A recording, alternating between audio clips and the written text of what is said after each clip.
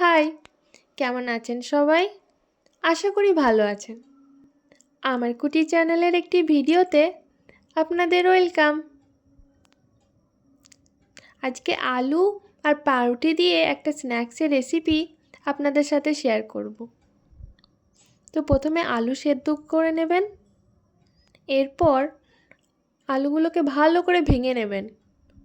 এরপর ওতে নুন, লঙ্কা গুঁড়ো, ধনে গুঁড়ো, জিরে গোলমরিচ গুঁড়ো, বিট নুন, চাট মশলা আর একটু গরম মশলা দিয়ে ভালো করে মাখতে হবে। এরপর ওতে পাউরুটি দিয়ে মিশিয়ে দিতে হবে।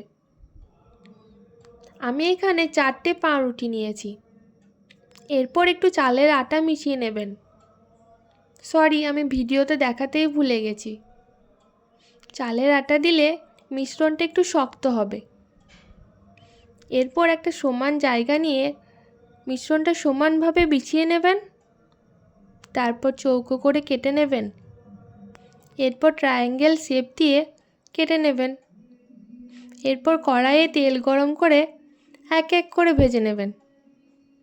হয়ে গেল না সন্ধেবেলার একটা স্ন্যাক্স? আমার ভিডিও কেমন লাগলো জানাতে ভুলবেন না যেন। ভালো লাগলে একটা লাইক করে দেবেন। আর এই রকম নতুন ভিডিও দেখতে চাইলে অবশ্যই চ্যানেলটি সাবস্ক্রাইব করবেন।